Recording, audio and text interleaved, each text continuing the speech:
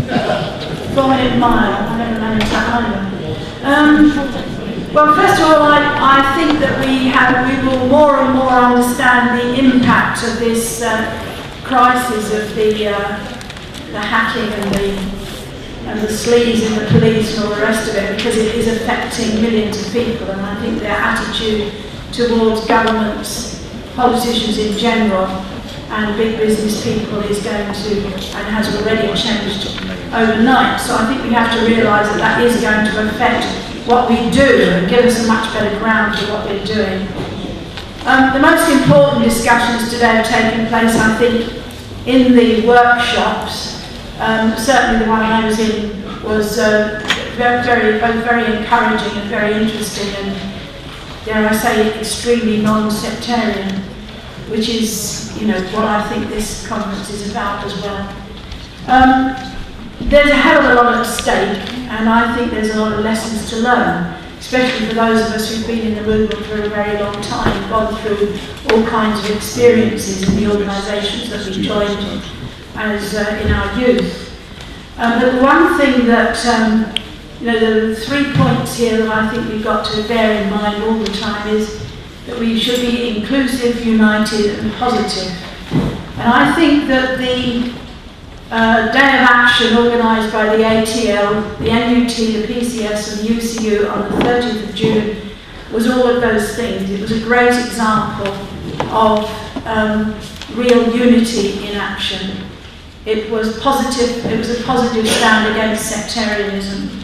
And on that day, a historic day for the National Pensioners Convention, certainly, the unions launched a campaign under the heading Fair Pensions for All. Well, why do I say it's historic for the National Pensioners Convention?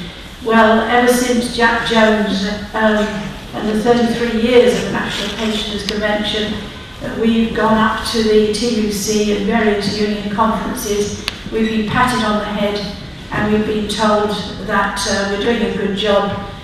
Great to fight for the state pension, carry on doing it, and we're all with you. But they've never actually taken it to heart. And in this country, the unions opted for the occupational pensions and left the state pension to one side, whereas in Europe, the unions negotiate the state pension. That's why you get these huge demonstrations in the likes of Italy and France and Spain on pensions, and you don't get them here. But on the 30th of June, we did get a very big pension campaign. And the important thing is that those unions had a petition and are continuing with that petition under Fair Pensions for All, which included public sector workers and encouraging a stand for private sector workers, and also specifically included the National Pensioners Convention's demand for a state pension above the poverty level. So we now have launched a campaign which brings all of the generations together, and I hope that you'll get hold of that petition and put it round far and wide. I'm hoping that it will come up at the TUC. Oh, my friend here, who was chairing it, he's got the petition with him from the NUT. This is really, really important for us. We have to find ways to demonstrate this unity, and one of the things that is really quite interesting, perhaps that's the wrong word, but pensioners and students are both now excluded from the welfare state at certain levels. Students must pay for their education, pensioners must pay for their care. And I think that on that basis it's very possible for us to have a joint campaign with students. The importance of these generations coming together is a very concrete issue, and it's something we can really do. Students are facing a massive debt. Pensioners are forced to sell their hard-earned homes in order to pay for long-term care. And this recent report, the Dilnot report, is being hailed as a big step forward in the field of domiciliary and long-term care. But when we asked Andrew Dilnot about this work that he was doing, the Commission was doing, he said he wouldn't have taken on the job unless he could be independent. But his terms of reference were dictated by the government. So I don't know how independent you can be if your terms of reference are dictated by the government. And they would not consider on that basis a national care service free to all, paid at the point paid by general taxation, which of course is the principle of the welfare state. Right. I'll go right to the end. I didn't realise I thought I'd have 5 minutes.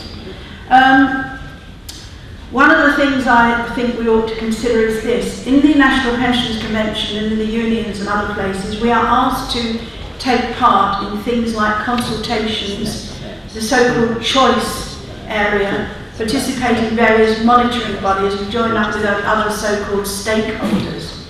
And I think these invitations to participate in these things is taking us into the implementation of the cuts. And although, as the Secretary of the National Pensioners Convention, I can't not take part in consultations, I think we've got to realise that all of these various things that we're drawn into, or at least we can be drawn into, are actually leading us into a situation where we can be covering over what is actually happening. So I think it's really important that we identify ourselves and all our movements with the coalition resistance and the campaign against the cut. And one of the things is this, that while hundreds of questions we have to answer to get means-tested benefits, private companies are protected by legislation preventing scrutiny of their financial records.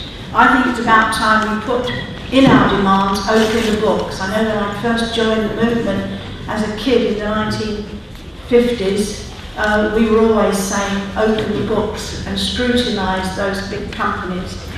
I've got one sentence, you're going to have to give me that time. Sorry. Nursing homes are taken over by a combination of private equity companies, property companies and the banks. We know about all the others, we know about Murdoch. We're not simply protesting the cuts. There's a mood now to end this corrupt, sleazy profit system, and I think that we have to say, as one of our open the books, we are entitled to see what profits are being made out of frail elderly people and the rest of society.